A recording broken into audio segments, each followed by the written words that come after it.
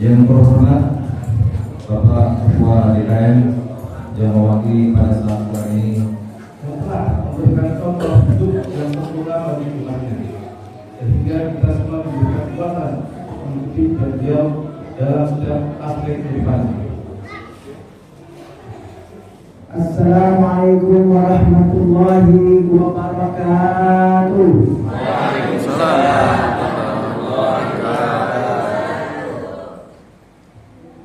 Alhamdulillahilladzi arsala rasulahu bil huda arsalahu rahmatan lil alamin.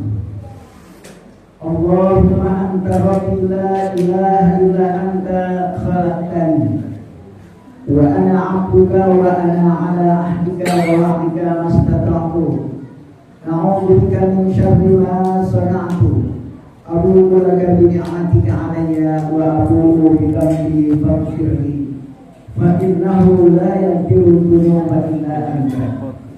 Asyhadu an la ilaha illallah wahdahu la syarika lah wa asyhadu anna sayyidana wa nabiyyana wa habibana wa maulana Muhammadan abduhu wa rasuluh. Allahumma shalli wa sallim ala hadha nabiyil karim sayyidina Muhammadin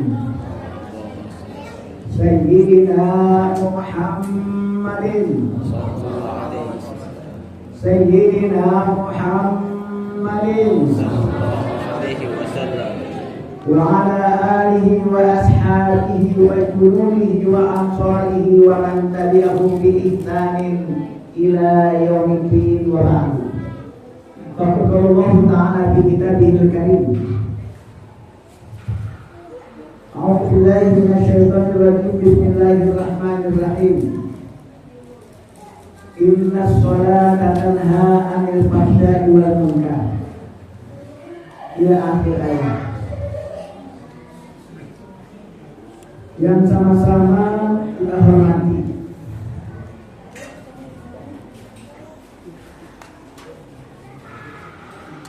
Wakil Ketua DKM Bapak Syafriza. Kalau nanti ada salah penuturan saya mohon maaf, saya cuma baca WhatsApp. Ini kedua Pak Daryati. Yang saya hormati Wakil Ketua DKM Bapak Syafriza, Ketua Pelaksana PHBI Bapak Widodo. Sehat ya Pak? Alhamdulillah. Sehat banget, tokoh utama kita, para guru kita, Kiai Haji TB Aman Hashim. Beliau tidak hadir ya. Kita doakan mudah-mudahan beliau selalu sehat dan menjalankan amanah. Insyaallah. Dengan beliau dapat amanah semoga yang luar biasa. Bapak Ustaz Edi Sumanto. Kemudian Bapak Ustaz Husain Amin, Bapak Ustaz Haji Muhammad Nasruddin, Bapak Ustaz Haji Muallim. Insyaallah itu guru-guru kita semua, mudah-mudahan beliau semua sehat walafiat, dipanjangkan umurnya dalam taat ibadah kepada Allah Subhanahu wa taala, dipermudah segala urusannya, diberkahi rezekinya, diberikan keluarganya sakinah mawaddah, anak cucu keturunannya soleh dan soleh. Berbuat dari itu panjang anaknya. Dia jadi ustaz dulu kalau gitu. Dan juga para tokoh agama, tokoh sepuh masyarakat, Bapak RW 02, Bapak RT 03, 04 dan 05. Hadir semua ya. Mohon maaf kalau saya absen. Ya. Mudah-mudahan beliau sehat karena beliau adalah orang-orang yang tulus dan ikhlas. Kalau ada kebaikan yang tadi disebut, kalau ada masalah membawa-bawa, itu yang kita. Maka saya bilang dikatakan orang yang tulus dan ikhlas. Karena saya salah jadi begitu. Yang benarnya tidak pernah dinilai. Kalau masalah urusan salah saya katakan. Jadi buat tidak gitu. Orang punya kontrakan. Pada kontrak di rumahnya tidak pernah ada sekolah rumah kita. Oke. Tapi dulu ada yang kabur salah satu yang kontrak satu orang. Itu di RT itu. Makanya masuk dulu kan. Kalau dia masuk mah kami bilang kita. Tapi begitu dia masuk baru orang-orang ke RT. Yang makanya saya bilang RW dan RT adalah orang-orang yang tulus dan ikhlas. Semoga diberikan kesehatan oleh Allah Subhanahu wa taala. Amin ya rabbal alamin. Yang tersahabat saya lama Pak Bintangnya. Dalam ayat beberapa dekat dulu. Sebelum Covid itu, dulu waktu saya di sini masih suasana bersama-sama. Ya, bersama-sama misi Ramadan, misi kajian hijau. Itu waktu masih susah. Ya, jadi seperti ini nggak kali panggil berusaha, karena mungkin udah banyak duitnya bisa manggil ustaz yang mahal-mahal. Amin ya robbal. Ini lain. Nah kalau saya mau bagi susah-susah kan, ada di salah satu tempat. Ini banyak apa? Bukan cerita aja, ini mah berbagi pengalaman seperti itu. Itu almarhum yang masih hidup. Jadi kata dia, alhamdulillah dalam kondisi keterbatasan tempat yang ada, kita masih bisa memanggil Ustaz Sofwan Hizbullah. Nanti kalau memang fakultas sudah besar, kita panggil Ustaz yang besar, Syaikhul MJ. Alhamdulillah. Terus kalau besar, kajian kita. Nah, gimana cara jumpanya? Harus betul. Ustaz itu bisa pakai. Kalau sini enggak, sama. Maksudnya kalau ada bukan. Jadi pada itu yang dimuliakan oleh Allah Subhanahu wa Ta'ala. Pada kesempatan ini kita berada tanggal berapa itu? Bulan Syawal 17. Tanggal 17. Tanggal berapa bulan Syawal? 17 Syawal. Kalau bulan 16. Maksudnya 16. tanggal 16. Oh iya, berarti tanggal 17 ya. Dia selesai bulan satu hari. Berarti lebaran berapa hari lagi Bu? Lebaran berapa hari lagi? Puasa Ustaz. Ini itu mana? Puasa ada beli-beli udah lebaran. Gimana sih? Ini sekarang begitu. Di sini ada anak yang ada luar biasa imannya. Itu ditanya lebaran, lebaran ada motor. Wah, sampai belum lebaran. Itu menggambarkan betapa kuatnya keimanan kita kepada Allah Subhanahu wa Ta'ala. Karena itu puasa dulu baru lebaran. Alhamdulillah, saya bersyukur kepada Allah atas berbagai macam mata nikmat yang Allah karuniakan kepada saya, khususnya di mana kesempatan ini bisa bersilaturahim kepada jamaah seperti Al-Baina dan juga salah satu kami dari Masjid Al-Mustafa. Sama dulu yang Masjid Al-Mustafa dan juga begitu. Dan jamaah saya tertarik yang ada seluruh lagi. Beliau masih aktif. Tanpa ada wasilah kegiatan Islam menolak, ya mungkin bulan tersebut bisa bersilaturahmi. Dengan adanya Islam di Al-Quran sehingga menjadi sarana penghubung silaturahmi khususnya saya kepada para jamaah yang hadir pada kesempatan ini. Insya Allah silaturahmi ini akan menambah kepada kita, memanjangkan umur kita, serta diberkahi rezeki kita oleh Allah Subhanahu wa Ta'ala. Karena baginda Nabi mengajarkan itu, kalau kita ingin panjang umur, dimurahkan rezeki, maka perbanyak silaturahmi atau silaturahmi. Ya. Ini saya belum jalan. Saya kalau ceramah harus diri sendiri Pak. Saya suka duluan gitu. Mudah-mudahan supaya tidak terganggu ini. Ya. Mudah-mudahan. Jadi begitu kata Rasulullah.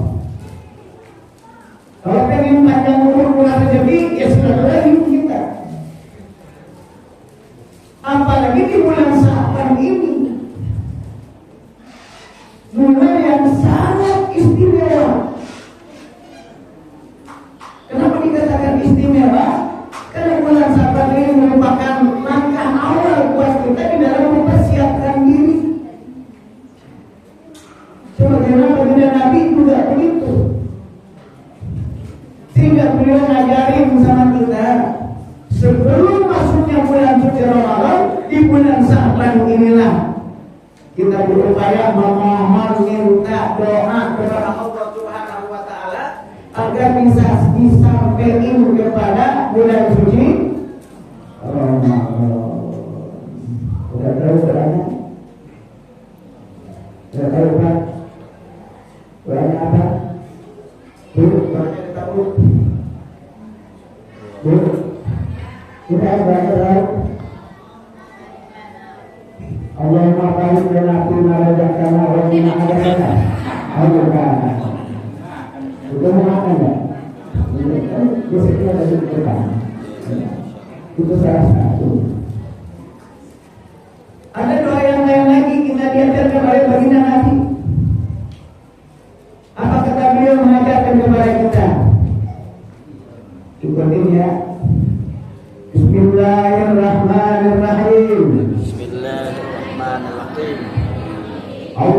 Allahumma sallimni Sallimni fi Ramadan fi Ramadan wa sallimni wa sallimni Ramadan Ramadan wa tasallamhu wa tasallamhu minni minni mutaqabbalan. mutaqabbalan.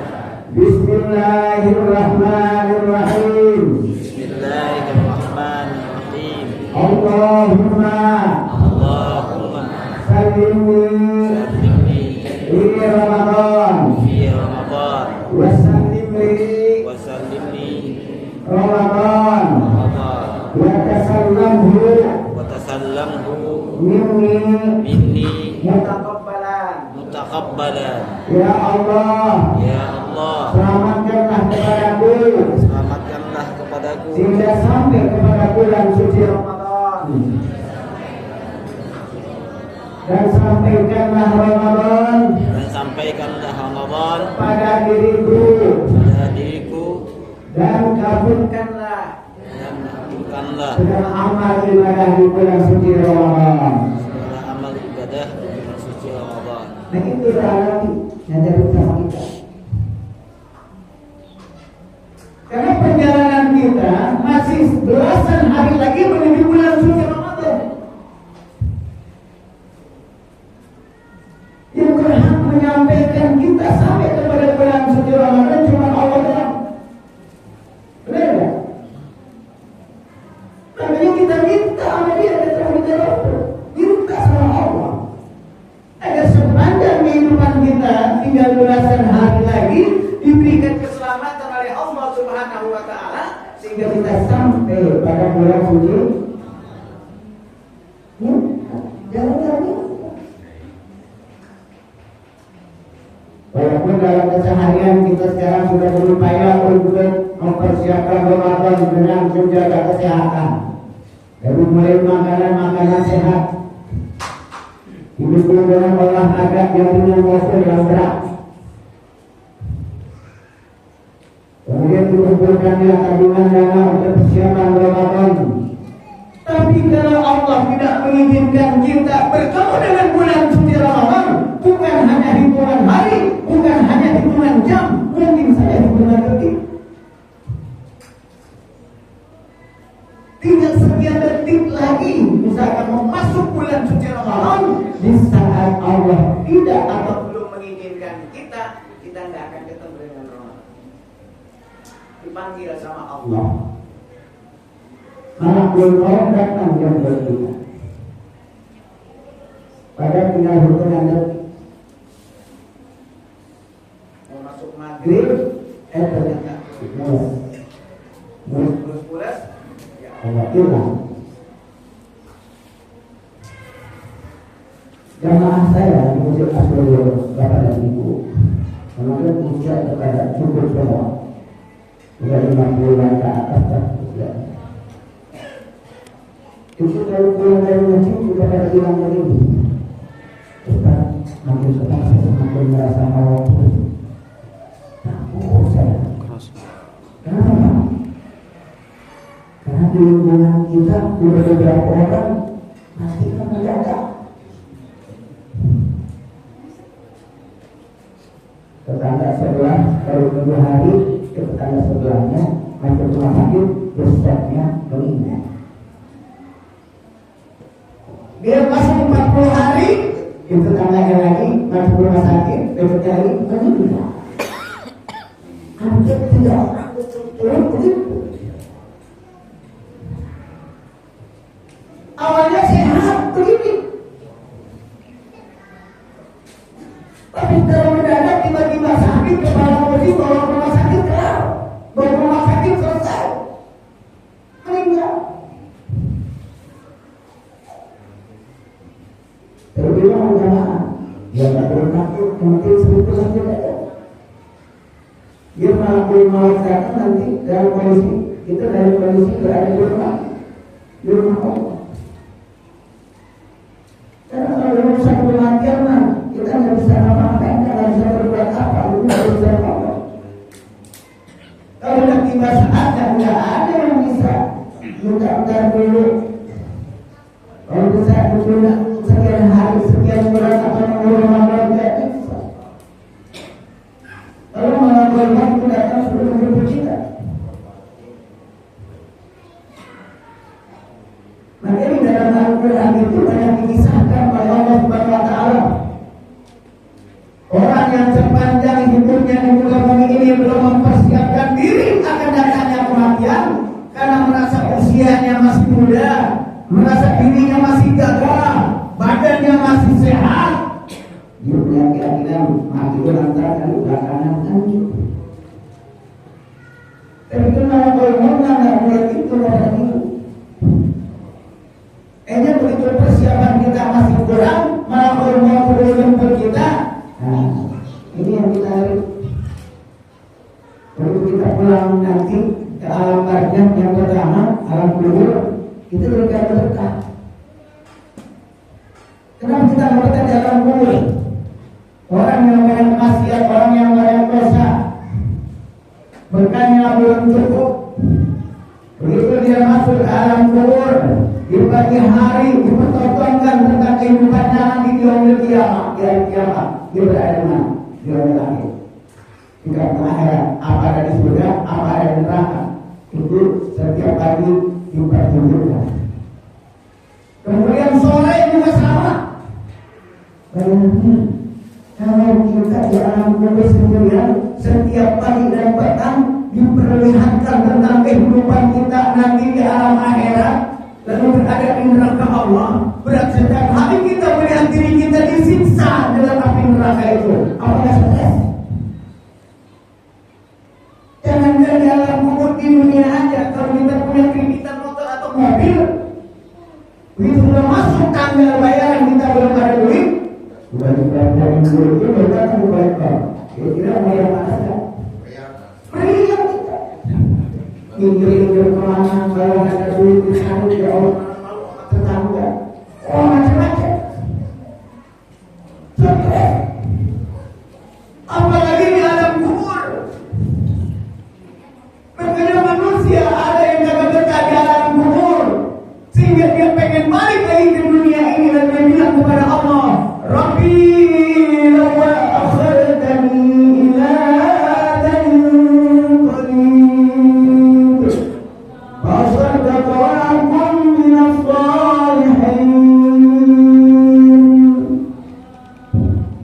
Itu manusia dia minta kepada Allah, ya Allah, bangkitkan aku kembali di dunia ini.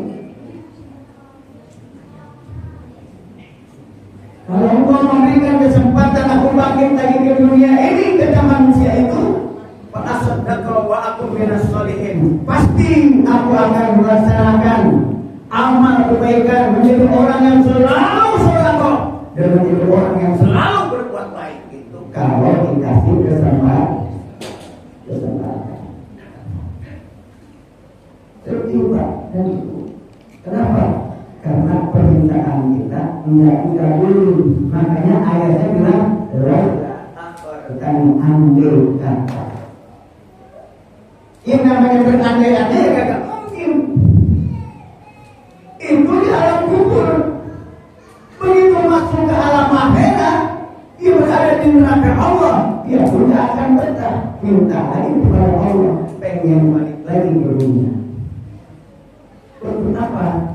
Untuk melakukan amalan-amalan yang lebih baik dari amalan yang dulu pernah dia lakukan. Juga dan itu.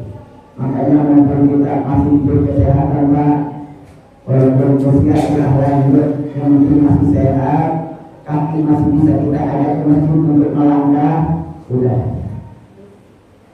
Jangan sampai absen. Dia namanya sholat lima waktu. Tepat waktu. Begitu juga ibu-ibu, selagi masih dikasih kesehatan oleh Allah, masih bisa melaksanakan ibadah dengan baik, maka tidak ada kata lagi kalimat gentar nanti masih capek. Allah tidak tahu kita masih capek. Zuhur, insya Allah terus kedua, terus ketiga. Ada itu. Ada. Jadi mau ada di pengalaman. Iya ada. Ini terjadi kita begitu. Masih beralasan aja kita. Mana yang suara dulu? Kata Pak Masyarakat gimana? Kalau nengok kemarin kagak ada suaranya. Kalau kemarin tuh ya, emang beneran yang selamat ya. Kalau memang ingat, itu Gimana nengok? Nggak. Kayaknya nih kagak tentang orang sini. kita jangan teriak. Kita aja ya. Ya, sama-sama.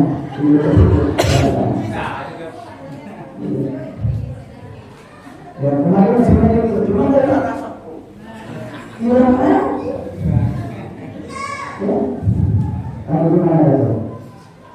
Ya, Mohon maaf ya. ya, aku kan. Jadi Allah kasih kesehatan sama kita. masih kita kesempatan, alhamdulillah dan begitu Allah memanggil kita dengan panggilan hayya 'alas shalah, semua ada di kecil. Enggak ada lagi keluar kalimat entar nanti dulu baru juga masuk azan belum koma waktunya panjang. Enggak ada. Karena itu bukan orang yang beriman. Orang yang beriman mereka adalah Orang yang innama qaulal mu'minina idza du'u ila Allah wa rasulahu ma bainahum ay yaqulu sami'na wa ata'na wa ulaika humul faizun.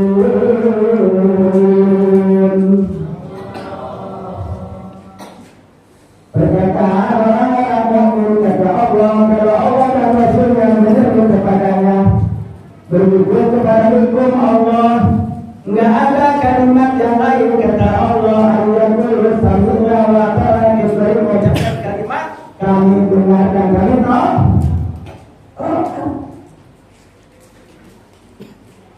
enggak ada entar dulu tuh enggak ada.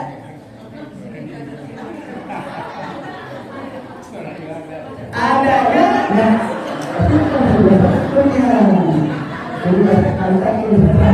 oh dimana tidak di sini. Iya.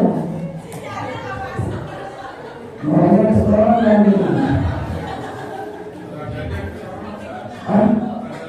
ini nggak tahu di hati lagi kenapa kesana mau ya. Ini kan Sampai jam 1 kan. Jadi ya, insya Allah. Saya khusus sengaja, ya. Kalau tidak akan lebih jam, ya udah salah, aku ada terus kan. Aman, terus kan. Kalau tidak aman, aman, pasti aman itu juga. Ya. Jadi kata Allah begitu, tidak ada kalimat-kalimat yang lain. Dia mesti kita tingkatkan gimana sholat. Makanya amanah tema Israel ini adalah meningkatkan kualitas ibadah kita yaitu sholat. Di antara apa? Mensikapi panggilan Allah dulu kan. Karena nggak boleh kita beralasan kalau Allah sudah nyuruh, kalau Allah sudah memberikan perintah, kalau Allah sudah menetapkan satu ketetapan, nggak boleh kita mengambil urusan yang lain, pekerjaan yang lain, aktivitas yang lain nggak boleh. Nanti bisa buka Al-Quran, surat An-Nur.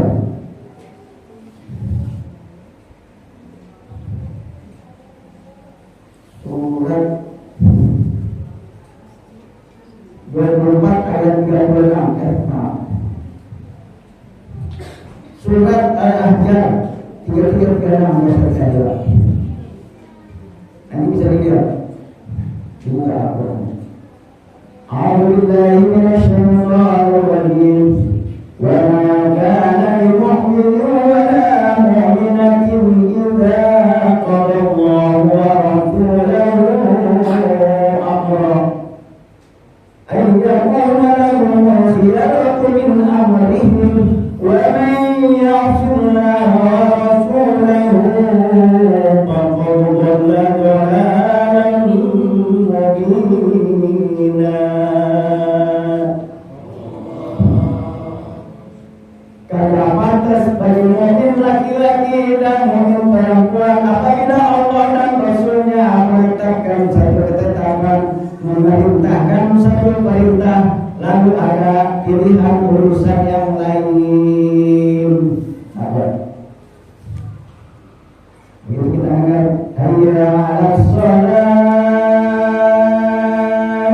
hayya 'alas shalah, hayya 'alal falah, hayya 'alal falah.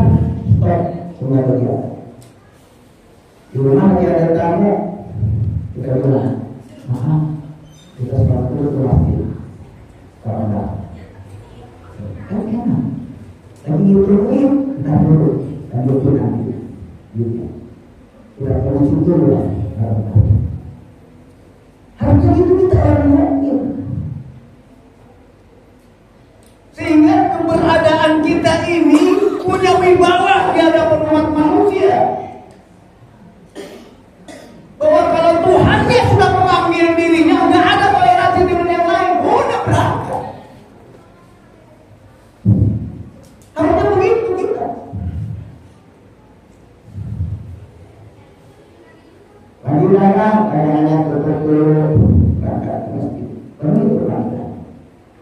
Lagi arisan stop dulu. Ini mana? Lagi arisan juga ada. Stop, dia dulu ya, karena lagi ada. Begitu saya ajak karena berdoa. Nerusin tuh bermimpinya, terusin pekerjaannya. Ini Bapak dan Ibu. Karena salah satu unsur kelemahan kita sebagai umat Islam saat ini adalah kita melemahkan panggilan Allah. Kalau orang sudah berani melemahkan panggilan Allah, dia mengutamakan panggilan Allah, maka dia akan menyia-nyiakan urusan-urusan yang lain. Sama Allah aja dia masih bisa menentang, sama Allah jadi masih ingkar, sama Allah masih bisa main-main, apalagi kepada urusan yang lain. Benar nggak? Betul. Ini berarti tunjukkan kualitas ibadah kita dulu pada Allah tepat waktu. Dari situ kita akan belajar nanti. Makanya kita punya bangunan masjid begini indah, ramainya cuma seminggu sekali. Amat tahu ada 2 kali. Seminggu sekali apa? Hari Jumat. Tapi hari yang lain kita jadi imam. Dari rumah ke masjid jalan. Suka ketemu nggak? Tetangga kita yang dulu. Kemana? Masjid. Kalau mau sholat kayaknya mau mana? Islam. Kalau nanya begini, mau sudah cerita, kan lebih bagus ini nanya mau mana kan?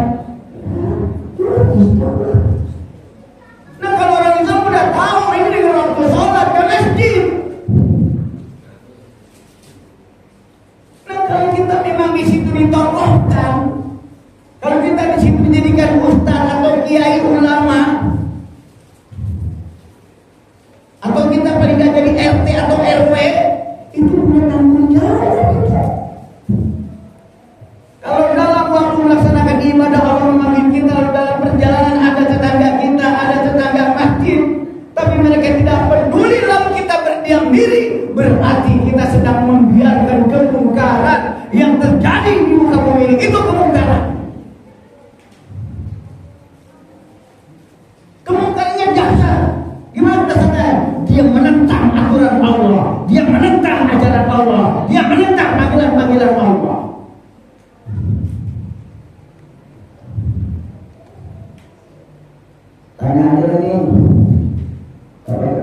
ya kalau makan atasan gimana gitu. Nggak boleh ini nggak boleh cak ya Allah berjaga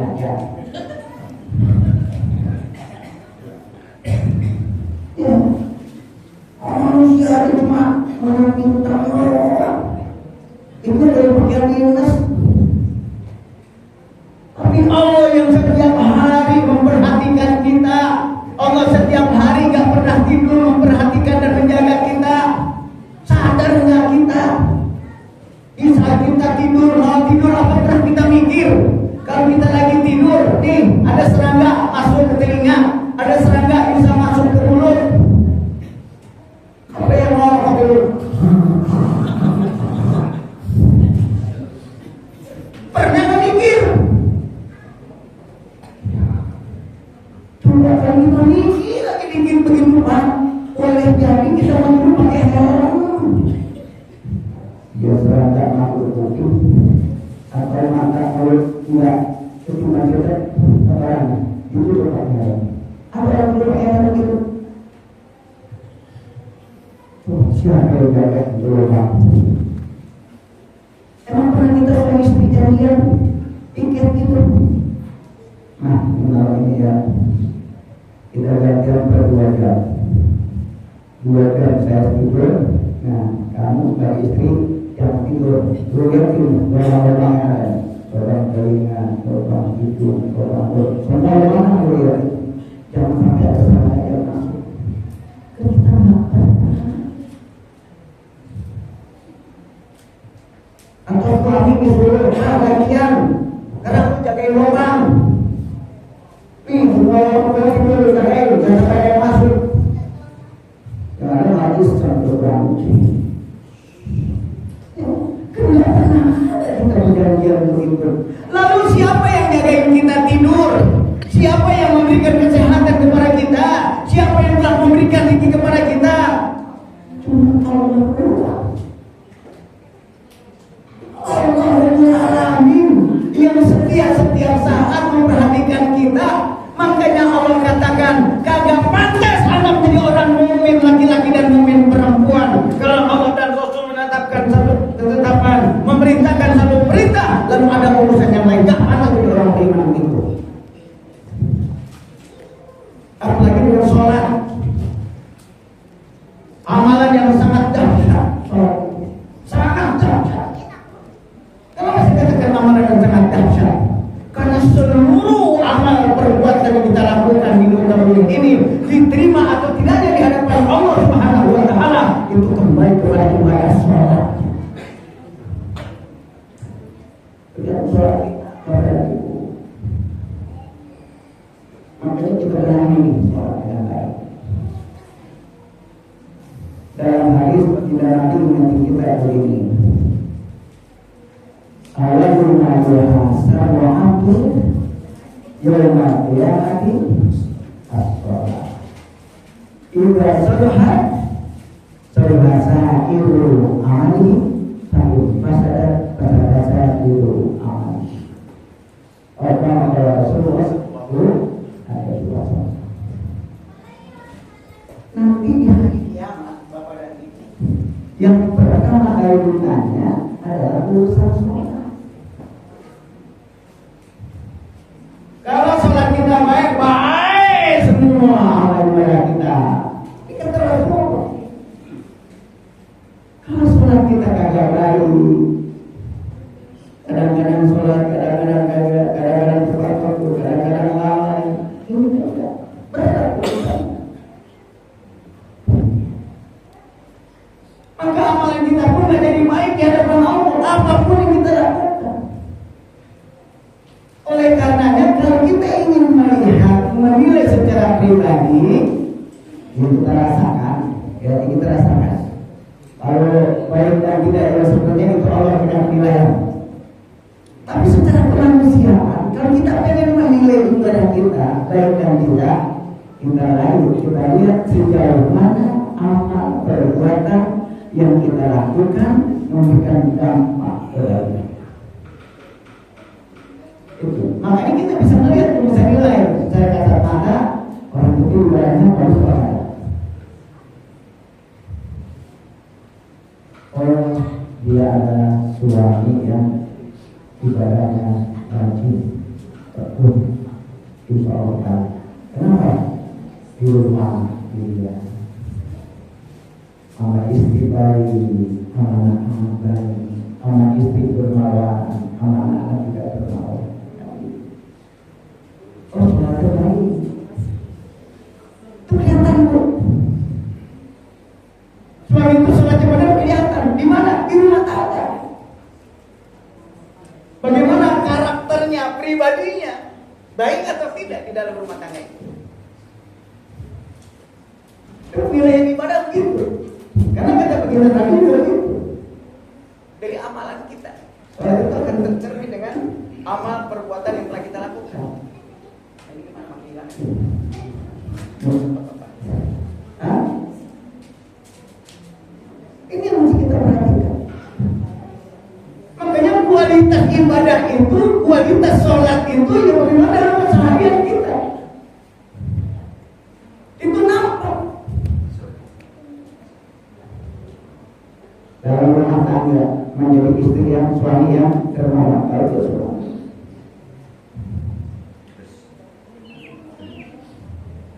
Karena kan Pak, bini kita kalau belanja sekarang ini nggak boleh keterangan. Utama sambil liburan. Apa sekarang nih? Mau lebaran, melalui klaster TikTok, Shopee. Belanjanya begitu.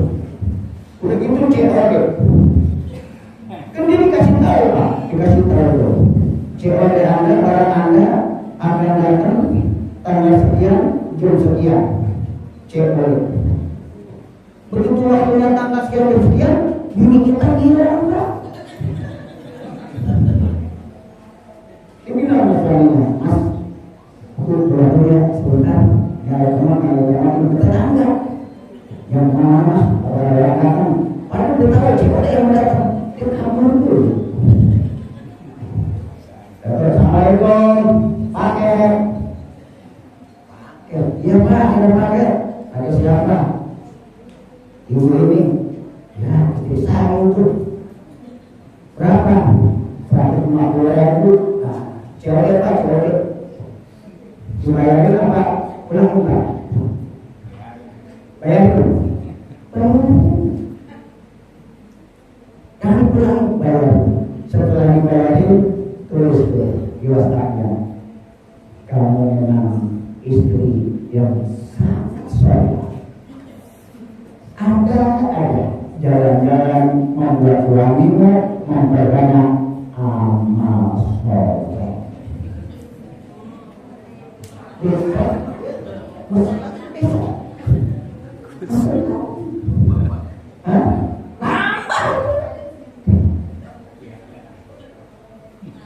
Niatin amal soleh, orang begitu.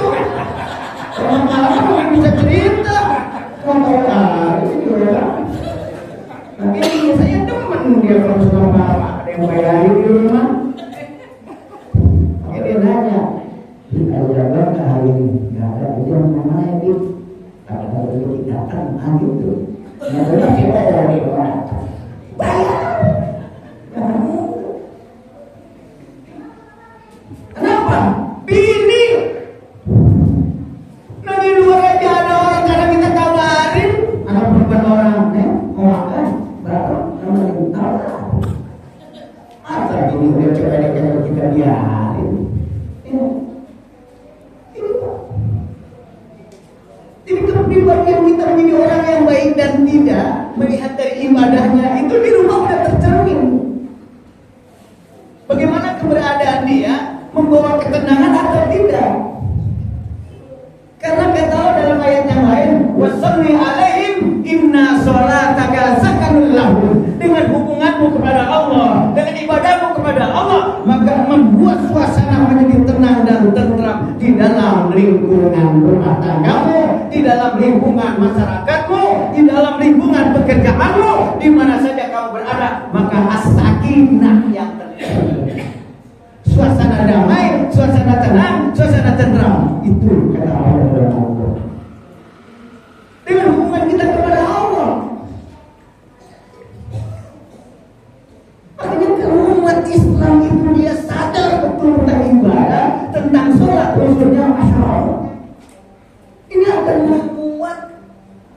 menjadikan karakter pribadi itu menjadi orang yang baik, sehingga kehadirannya itu ditunggu-tunggu. Istrinya nunggu, anak-anaknya nunggu, lingkungan masyarakat nunggu, semua pada nunggu. Karena kerinduan. Kenapa? Dengan kebaikan-kebaikan yang telah ditunjukkan. Begitupun sebaliknya. Kalau seorang istri dia menjadi istri yang rajin ibadah kepada Allah, tekun taat ibadah kepada Allah Subhanahu wa taala, melaksanakan dengan baik ibadah sholatnya, maka tercermin di dalam keluarganya. Suaminya lemah lembut, berkata yang baik, murah senyum, tidak banyak menuntut, tapi banyak memberi. Kalau minta apa-apa juga sama suami, pakai bilang kata, Mas, Pak, lagi ada jokinya, kenapa apa? Belum bilang buat sahur. Ya, kenapa begitu? Karena dia mengangkat suaminya ke derajat yang paling tinggi. Karena orang yang paling mulia di dalam rumah tangga di hadapan seorang istri adalah suami. Karena suamilah yang mampu mengantarkan dirinya memasuki surga Allah Subhanahu wa taala. Suami adalah dia ingat, jangan sampai bikin suami marah, bikin suami tersinggung, apalagi suami ngamuk. Dari mulai yang kita ucapkan keluar dari lisan kita, membuat suami tenang, membuat suami bahagia. Apalagi sekarang bulan Sya'ban menjelang bulan suci Ramadan, ya kita buat perjanjian dengan suami istri. Kata istrinya, ya Pak, tolong jaga di bulan Sya'ban. Kita mulai berlatih, jangan sampai kita membatalkan ibadah-ibadah puasa kita khususnya di bulan suci Ramadan. Jangan sampai amal perbuatanmu, ucapan-ucapanmu merusak amal pahala saya yang membuat saya sebagai istri menjadi dosa. Suaminya nanya, mesti bagaimana? Gampang, tinggal kaitin uang belanja. Bulan Sya'ban nasinya 100.000, Ramadan naik kalau ada 100 cuma 20.000 jadi 100. Cocok tak? Cocok tak? Iya, suami yang kira-kira bukan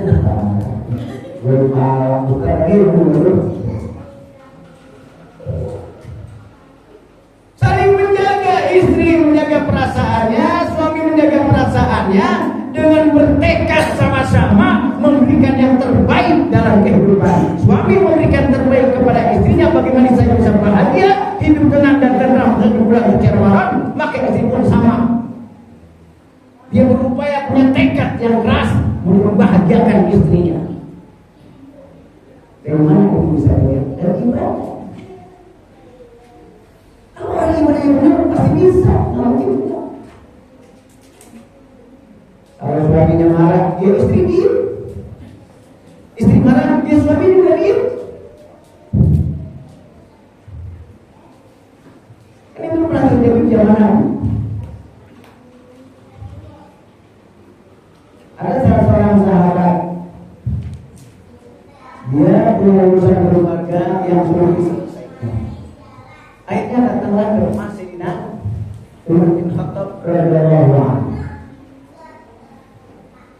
Tapi setelah sahabatnya sampai ke rumah Sayyidina Umar bin Khattab, belum masuk dan belum tutup pintu, itu benar Umar itu orang ini. Istrinya lagi ngomong panjang lebar, ibu kita kan jadi masalah. Ini malah Umar itu ada masalah.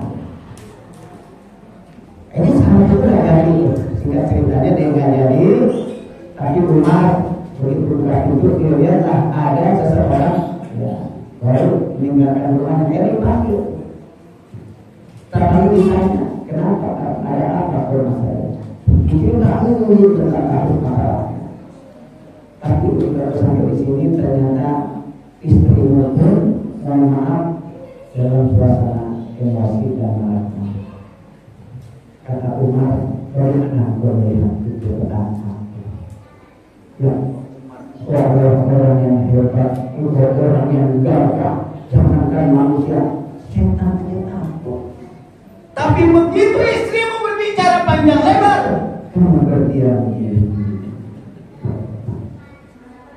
Tidak membalas kata-kata sedikit pun di hadapan istrinya.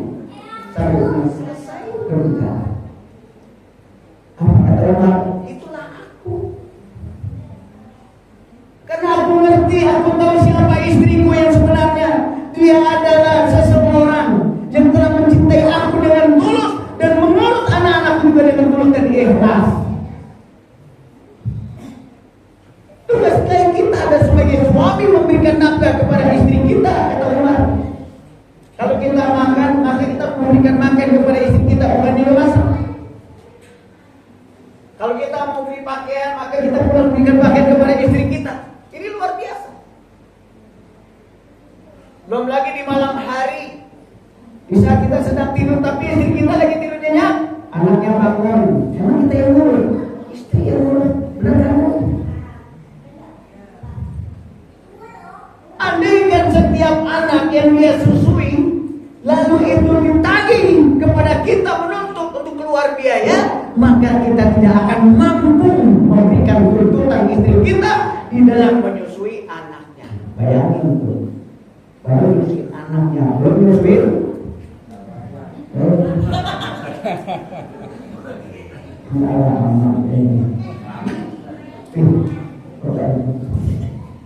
Sampai sebegitunya beliau, orang yang hebat, gagah perkasa.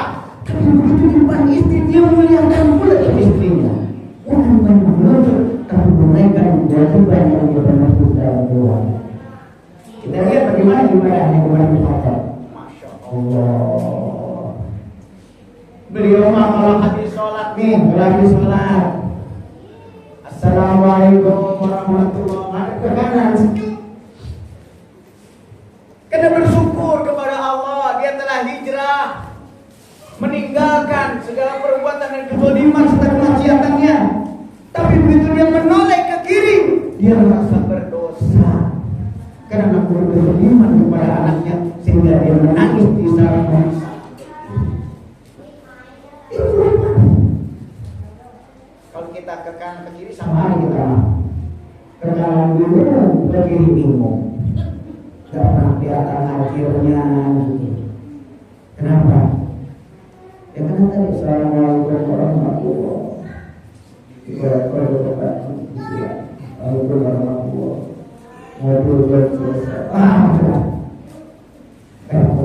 Makanya sampai kanan kiri dia sama aja kayak perusahaan. Kenapa? Begitu dekatnya dia kepada Allah sehingga melaksanakan ibadah sholat menjadi sebuah momen. untuk apa? Untuk memperbaiki dirinya sehingga tercermin di dalam kehidupan keluarga Lagi masyarakat. Ini luar biasa. Ini sholat yang kita perhatikan. Nah, makanya di bulan Syawal ini kita mulai peningkatan bulan kita lakukan karena nanti di bulan suci Ramadan kita akan melakukan amal ibadah atau sholat yang jauh lebih berat. jauh lebih berat lagi. Bukan hanya sehari dua hari, tapi 1 bulan penuh kita melaksanakan ibadah tambahan dari keseharian kita. Makanya di saat mentalitas itu belum tumbuh pada diri kita, pada saat masuk bulan suci Ramadan, kita baru hanya semangat itu di minggu pertama,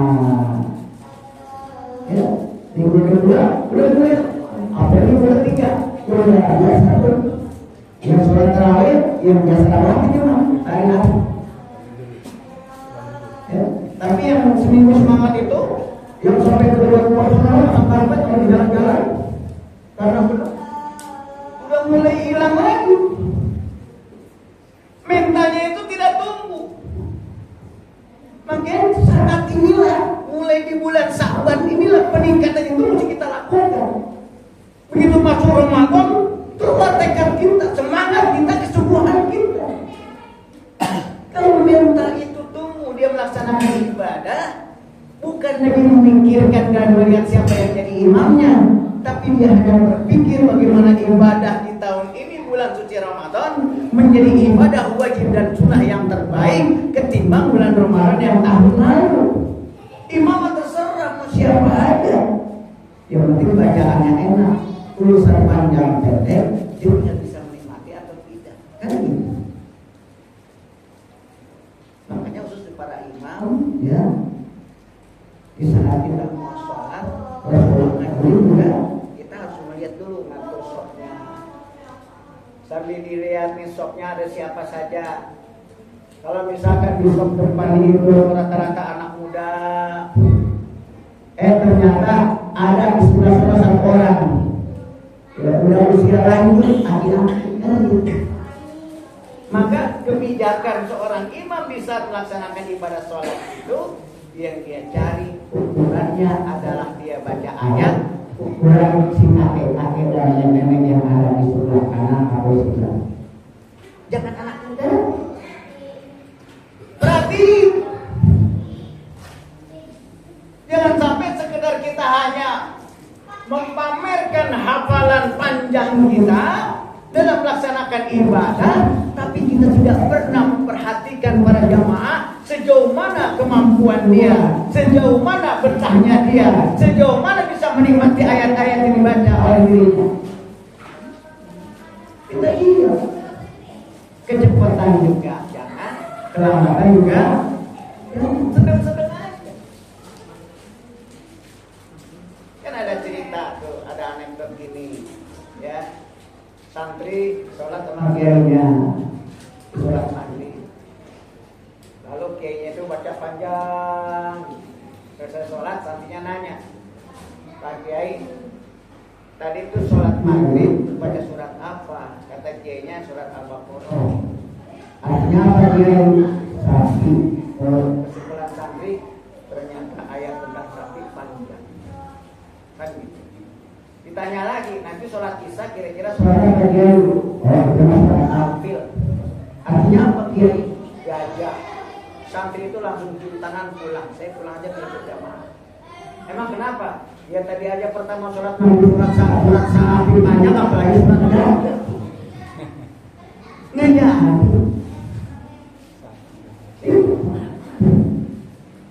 Apalagi terawih, orang yang nggak biasa ke masjid.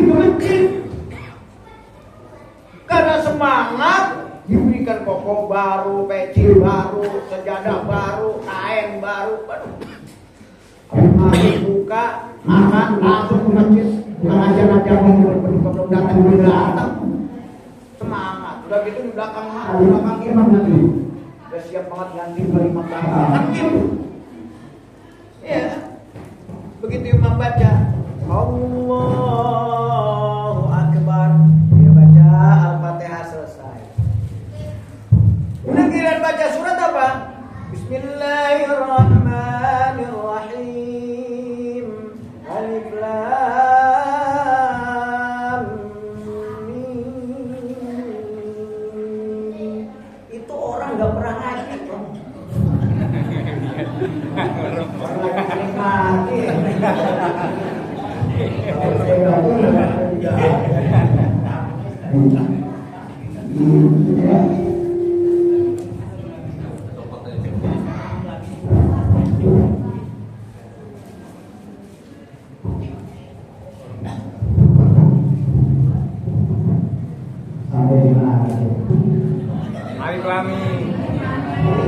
Itu orang nggak pernah ngaji sehari-hari, tapi begitu dia di belakang imam dia sholat, pas dia baca dengan alif lam mim dia dapat. Ini belum apa-apa orang. Tahu kalau alif lam mim orang tahu dia. Zalikal kitabul la raiba fihi hudan lil muttaqin. Allahu Akbar. Boleh Al-Baqarah pasal 2 ayat. Yang apa? Ayat pertama. Pagi-pagi habis subuh keluar di jalan. imamnya muda, suaranya enak. Ada di suara rokok, bener, iya, panjang banget. Namanya, ya bener iya, temannya ikut-ikutan. Ikut-ikutan ya. Nah, imam lagi ternyata ganti imam. Iya. Apa yang dibaca? Al-Qur'an. Bismillahirrahmanirrahim.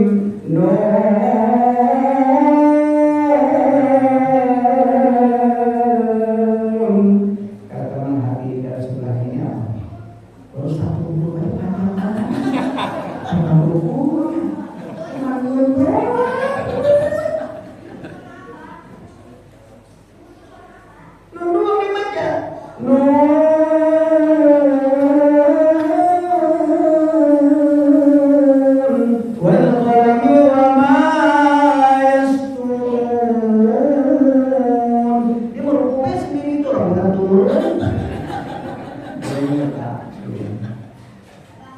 Ternyata imam lanjutin lagi. Katanya 2 ayat. Panjang. Ya serta kok besok nggak jadi kerayahan lagi. Finalnya sama sopan lagi. Wah. Ternyata jadi imam udah tua. Wah ini kayak kawan pinter nih. Sholatnya hebat nih.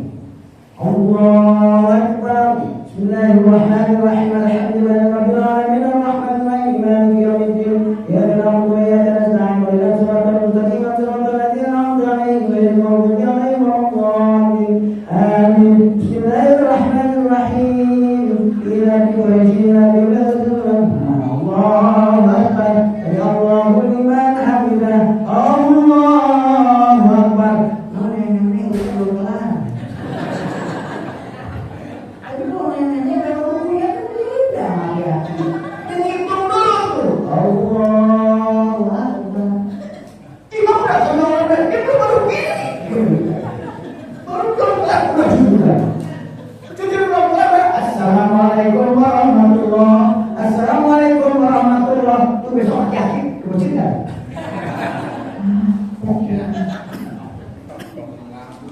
Pulang kampung langsung kita dipijit jadi dukun itu. Encok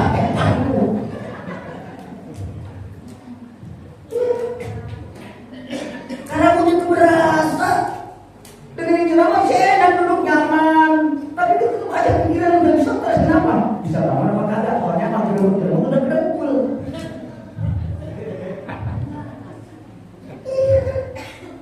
Asal mau puasa murah aja udah mulai bereaksi. Ini harusnya di tahun lalu itu kita bulan suci Ramadan menjadi evaluasi agar di tahun ini bulan suci Ramadan kita mampu meningkatkan kualitas ibadah kita kepada Allah beda dengan tahun yang lalu. Harusnya kita begitu sehingga dari Ramadan ke Ramadan kata baginda Rasul mampu menghapus segala kesalahan dan dosa-dosa yang kami lakukan. Itu dari Ramadan ke Ramadan, dari Jumat ke Jumat. Itu sebagai sarana menghapus kesalahan dan dosa-dosa kita. Asalkan kita ada peningkatannya, jangan sama. Harus beda. Diawali dengan niat yang kuat. Bismillah ya Allah, di tahun ini jika memang Engkau mengizinkan aku ketemu dengan Ramadan dan Ramadanku datang kepadaku ya Rabb dengan tekad yang kuat, niat yang tulus, semangat yang tinggi, maka tidak ada satu hari pun dan satu malam pun yang tertinggal olehku melaksanakan sholat tarawih kecuali berjamaah di rumah Allah sampai akhir Ramadan. Paling istri protes, Pak, begitu udah 3 tahun kan pulang kampung. Kalau pulang kerja, kalau pulang apa? Cuma berkek. Daripada untuk pulang ke rumahnya, udah sewa dulu orang dipakai sewa ini. Kan lumayan 100 juga boleh kumpulin sebulan lumayan. Dapat 1 juta 2 juta untuk transport kan. Itu kan ditambah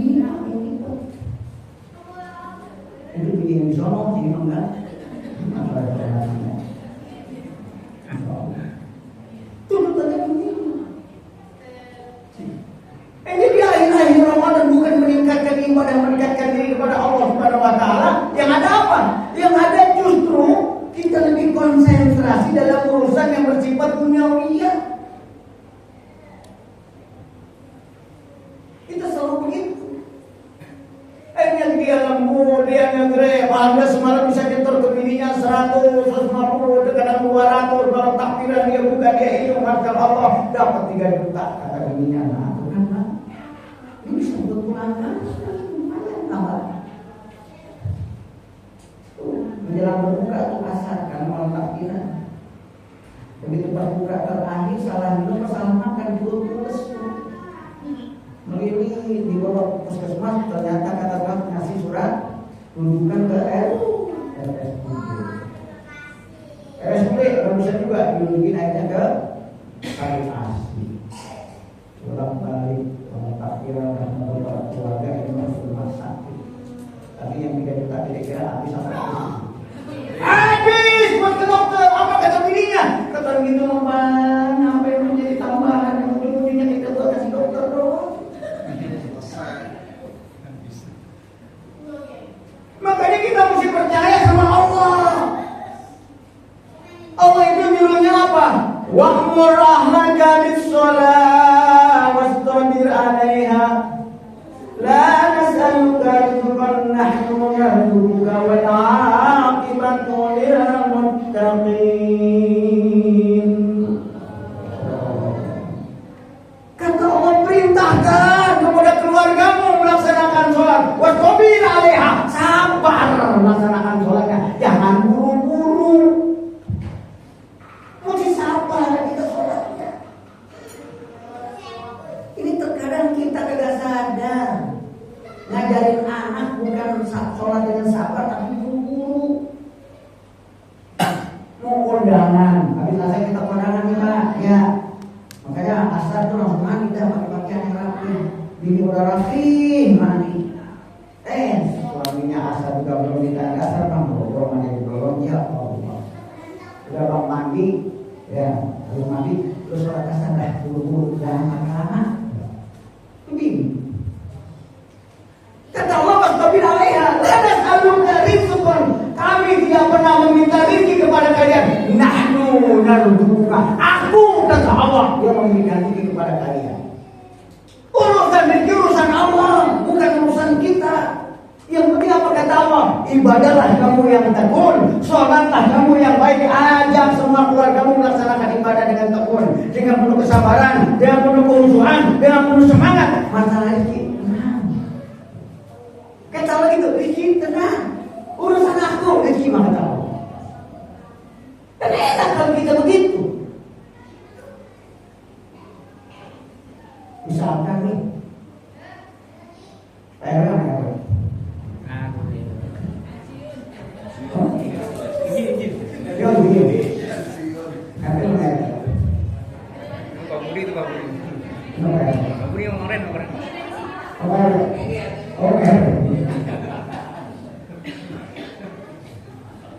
Pak RT bikin spanduk kepada para jamaah khususnya warga RT 22 ya, RT 345 bikin spanduk yang sama. Mohon di Ramadan ini ayo kita makmurkan masjid kita, nggak boleh ada yang absen. Urusan pulang kampung, siapa yang nggak punya ongkos silakan datang ke rumah saya. Kira-kira ini masjid makmur nggak? Bikin deh. Kan cuma ke rumah ente doang datang. Kalau dia datang, ngapain bu? Kan suruh datang doang. Emang ada pesanan di bagian ongkos lah. Cuma bilang yang mau pulang kampung silakan datang ke rumah saya. Begitu doang. Kagak ada urusan nilai, ya kan? Tapi itu sudah membawa semangat. Ini Allah yang Maha Rahman dan Rahim, pengasih penyayang, yang kita pun sudah merasakan Rahman dan Rahimnya Allah. Kita sudah merasakan kasih sayangnya Allah. Allah lah yang dimuliakan. Allah tidak pernah ingkar janji kepada kita. Kita tidak pernah minta Allah kasih. Kita berdiam diri Allah perhatiin. Bayangkan, lalu Allah mengatakan kepada kita, sholatlah kamu dengan baik, sholatlah kamu dengan sabar. Masalah rezeki, aku yang kasih. Allah yang ngomong ini bukan. Nanti buka surat Al-Qur'an ayat 132. Coba dilihat. Ada di situ ada.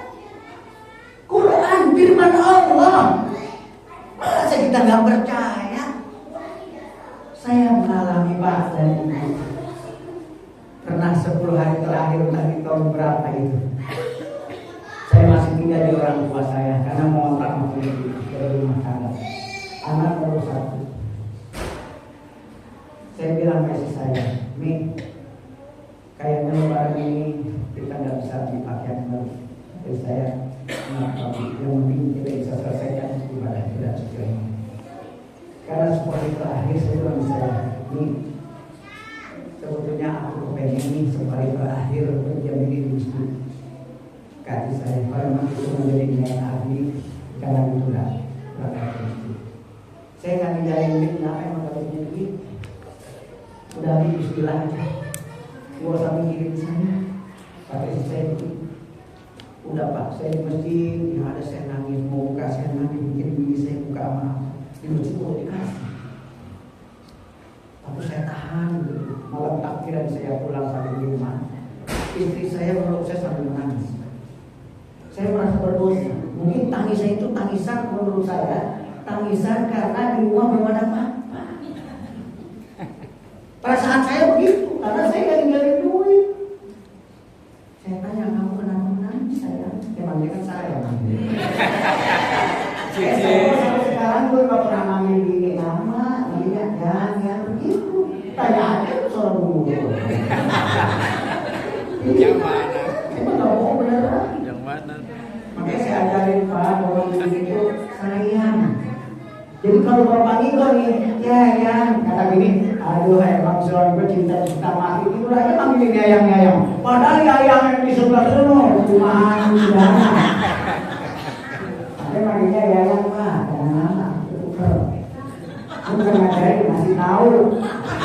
Ya, gimana masih tahu. Apa kata saya?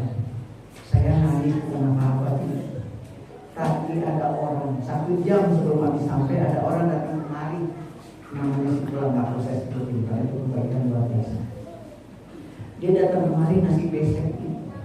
Ya Allah, saya bilang kamu baru gak kasih besek itu bukan masalah beseknya, tapi di bawah beseknya.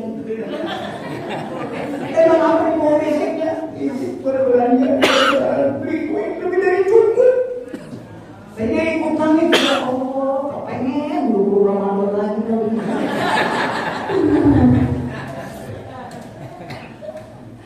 Emang kenapa? Begitulah Allah Subhanahu wa Ta'ala kepada hambanya.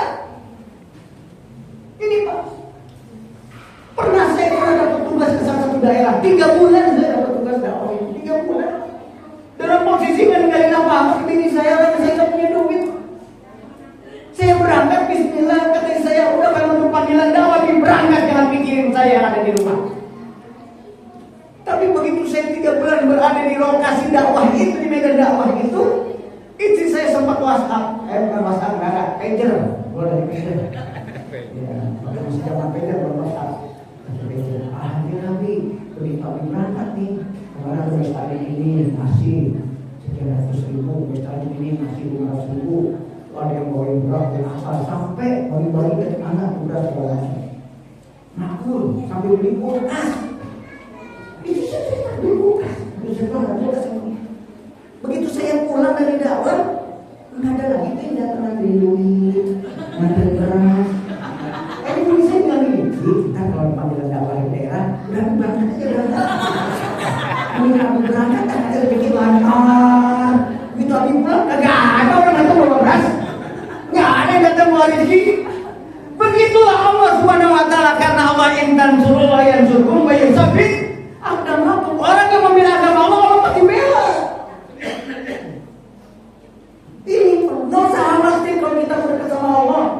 Kita tingkatkan ibadah kita, kualitas kita di saat tahun ini bulan suci Ramadan. Allah janji kok di Ramadan ini dahsyat, merupakan syahrul mubarak, bulan yang penuh berkah.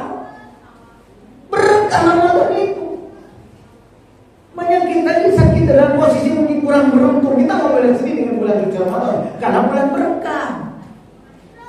Giliran mau berbuka nggak ada duit gampang, duitnya sedikit gampang. Beliin aja satu menu sayuran apa kayak kita mau beliin silahkan. Masak satu jenis, bikin 10 piring kecil-kecil, bagi kanan kiri depan belakang, bagi satu piring sebelah sini. Assalamualaikum warahmatullahi wabarakatuh. Cuma saya mau doang. Kata lain itu saya pamitkan ngomongnya ke suami atau yang lain. Kata orang itu ternyata, entah itu sebentar itu. Ini saya juga nggak masak apa, cuma goreng ayam aja potong tuh sayur masuk ayam, baru satu. Kalau ke sana 10 tetangga, 10 menit. Ke sana 10 tetangga, 10 menit udah buat dulu kan? Yang ke depan 30, bisa buka warteg kan? Jangan bingung kita mau berbuka, ya Allah, masa buka cuma satu jenis mas, ya Allah ya Rahman Rahman, ada beberapa jenis kayak ini mah ya Allah, Bapak. Jangan sedih. Berikan semangat kepada istri, mah. Bagaimana kalau hari ini kita berbuka puasa sekaligus meraup berkah? Caranya kita harus ikut buka bersama di Masjid Ar-Rayhan. Kita ajak ini, kita ajak anak, kita ajak emak kita ajak paman kita kalau lagi main. Ajak ke Masjid Ar-Rayhan. Buka bareng. Ternyata ada nasbuknya juga. Bukanya selesai, ada nasbuk makan di situ. Masih ada numpuk istri-istri panitia. Boleh nggak kau pulang satu? Boleh. Berkah nggak? Berkah. Udah kenyang, bawa pulang. Si bungkus, tinggal bisik-bisik. Ada masa yang begini. Boleh. Kamu ponakan 2 hari, boleh. Ini mana? Kata panitia, nggak sekalian perempuan 2 hari. Yang penting kita konsentrasi kepada Allah, insya Allah. Kalau kita berupaya meningkatkan secara istiqomah, kita melaksanakan ibadah, maka Allah yang akan memberikan kebaikan kepada kita. Dan itu janji Allah. Istiqomahan itulah kata Allah, nahnu awliya'ukum bil hayati dunya wa bil akhirah. Kami yang akan menolong kalian di dunia wal yaumil akhir. Di dunia Allah nolongin kita, di akhirat juga Allah nolongin kita. Kan kita istiqomah tadi. Nah, di sini. Makanya orang-orang yang selalu bersama Allah, dia yakin kepada Allah, Allah yang Maha Rahman dan Rahim, pengasih dan penyayang, maka dia menjadi orang-orang yang selalu dekat kepada siapapun. Sehingga di saat dia punya rezeki, dia berbagi dengan tetangga, apalagi di Ramadan, dia berbagi. Itu kan. Karena orang mukmin adalah orang yang di mana dia berada membuat orang itu bahagia. Orang mukmin begitu. Walaupun dia menjadi orang yang serba ada dalam urusan dunia atas karunia Allah, menjadi orang yang beruntung, taruhlah paling kaya, tapi dia tidak pernah memamerkan kekayaan walaupun buat dia sah-sah aja karena dia punya. Tapi tidak. Yang ada apa yang Allah berikan itu bagaimana bisa berbagi kepada orang lain. Kebahagiaan dia, kekayaan dia bisa dinikmati oleh lingkungan. Tidak membuat dirinya menjadi orang yang sombong, menjadi orang yang angkuh. Ini kan kita terkadang baru hanya jadi kakak doang berlaku. Kita lihat suami kita, Ramadan ini datang dan kira-kira ke rumah kita. Oh dia nggak datang nih tahun ini kayak tahun lalu, udah kita akan dalam saudara kita. Tuh kakak tuh, emang nggak boleh kakak datang ke rumah adik? Boleh. Kalau kita punya adik tidak datang ke rumah kita, maka kitalah datang ke rumahnya. Mungkin adik kita lagi susah, dia tidak punya apa-apa. Kita sebagai seorang kakak anak yang lebih besar, mungkin lebih beruntung kehidupannya. Kita tengokin adik kita, saudara kita datang ke rumahnya, bawa beras 5 liter, daging 3 kilo, gula 2 kilo. Masya Allah, enak tuh jadi adik. Enak gak jadi kakak?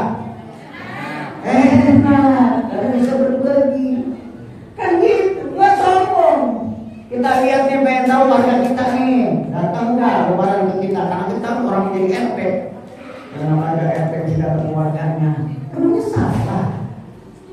RT datengin menjelang Ramadan, didatengin di bulan Sa'ban. Assalamualaikum, karena kita gak bisa ngumpul, didatengin satu-satu, mohon maaf segala macam. Masya Allah. Indah kalau kita punya pemimpin aktif dia ternyata sedekat akrab dengan bawahannya, bawahan akrab juga dengan atasannya. Nikmat, inilah Islam mengajarkan kepada kita. Sehingga karunia yang Allah berikan kepadanya apapun bentuknya, apakah itu dalam bentuk jabatan, kekuasaan, harta kekayaan, tidak membuat dirinya menjadi orang yang angkuh mempamerkan segala kebolehannya. Tapi yang ada justru dia menjadi orang yang lemah lembut dengan rasa kasih dan sayang. Makanya baginda Nabi itu kasih contoh sama kita. Pernah satu ketika dia lewat di satu tempat, ada seorang laki-laki tunanetra yang mulutnya itu bawel, ember, judes, jutek, fitnah keluar dari lisannya tentang Muhammad, jelek-jelekin kita Muhammad. Rasulullah malah datang, dia bawa makanan, disuapin, dia tadi disuapin Tuhan. Setiap hari beliau lewat, setiap hari sisi kita itu dia memfitnah baginda Nabi. Dan sepanjang itu pula Rasulullah terus makan. Satu ketika Rasulullah tidak lagi memberikan makan, digantikan oleh salah seorang sahabat. Maka si kita ini mengatakan, ini pasti orang lain, bukan orang yang biasa ngasih makan ke saya. Lalu sahabat Rasul bertanya, apakah kau tahu orang yang sehari-hari ngasih makan kepada kamu yang merasakan dan saya? Kata yang itu saya tidak tahu siapa dia yang sebenarnya. Lalu kata sahabat, dia adalah orang yang sehari-hari kau fitnah. Dia adalah orang yang sehari-hari kau jelek-jelekin. Dia adalah orang yang sehari-hari mengatakan dengan kata-kata yang kasar, kata-kata yang jelek, yang kau utarakan kepadanya. Dan sepanjang itu pula lalu dia terus memberikan makan kepadamu dengan penuh rasa kasih dan sayang. Sehingga si putra itu menangis dan menangis kali tidak dia ketemu lagi dengan baginda Nabi besar Muhammad Rasulullah SAW. Ini contoh tauladan yang sangat dahsyat. Ikutin dengan para sahabat seperti itu. Kebaikan-kebaikan yang ditunjukkan. Walaupun kita punya kekuasaan, punya kemampuan, punya harta kekayaan, tapi tidak pernah kita menunjukkan hal-hal yang menunjukkan pada kesombongan. Apalagi merasa kita orang yang hebat, orang yang punya jabatan. Masya Allah, kalau itu yang terjadi, walaupun hanya sebesar jarah kata baginda Nabi, la yadkhuluna jannah man kana misqala dzarratin min kibr fi qalbihi. Kata baginda Nabi, orang yang di dalam hatinya punya perasaan sombong walaupun sebesar zarah, la yadkhuluna jannah, enggak bakalan masuk surga kata baginda Nabi. Walaupun dia rajin ibadah, sujud setiap saat ibadah kepada Allah, dengan kesombongannya, keangkuhannya, membuat orang merasa hina, membuat orang tersakiti, membuat orang terzalimi, membuat orang tidak betah dengannya. Dan ini yang pernah diadukan oleh salah seorang laki-laki mendatangi Rasulullah. Dia menceritakan perihal tetangganya, sholatnya luar biasa, ibadahnya jangan ditanya, wajib dan sunnah selesai dia lakukan. Tapi dia punya mulut, dia punya perkataan, dia punya tangan, membuat tetangganya tidak betah bertetangga dengannya. Maka kata baginda Nabi, dua akhirnya orang begitu nanti ada yang berkata Allah. Bismillah. Makanya ibadah-ibadah yang kita lakukan itu tercermin kepada diri kita menjadi orang yang tawadhu, rendah hati, tidak sombong. Makanya Allah katakan dalam Al-Quran yang terakhir, yaitu di surat Al-Furqan ayat 63 Allah berkata, A'udzubillahi minasyaitonir rajim. Wa ibadul rahmanil ladzina yamshuna 'alal ardi hauna. Wa idza khatabahumul jahiluna qalu salam. Seorang ibadur rahman kata Allah, seorang hamba yang baik kata Allah, kalau dia berjalan di atas muka bumi ini haunan, dengan rendah hati. Dan apabila ada orang-orang jahil, orang-orang bodoh, orang-orang yang nggak ngerti tentang kebenaran, mencibir dirinya, memfitnah dirinya, jelek-jelekin dirinya, dia selalu mengucapkan kata-kata yang mengandung keselamatan. Terasa indah di muka bumi ini. Kalau kepribadian itu ada pada diri dia, pada diri kita, sehingga Nabi mensifati semua itu menjadi tiga. Yang pertama, lahirnya sifat di mana mereka menjadi orang yang berjiwa pemaaf, al-afu an-du'afu, menjadi orang pemaaf kepada orang yang berzalim kepada dirinya. Yang kedua, wa'ati anharahu. Dia menjadi orang yang dermawan kepada orang yang tidak pernah memberi kepada dirinya. Yang ketiga, wasil anharahu. Dia menjadi orang yang terus menyambung hubungan silaturahim walaupun orang itu memutuskan hubungan silaturahim pada dirinya.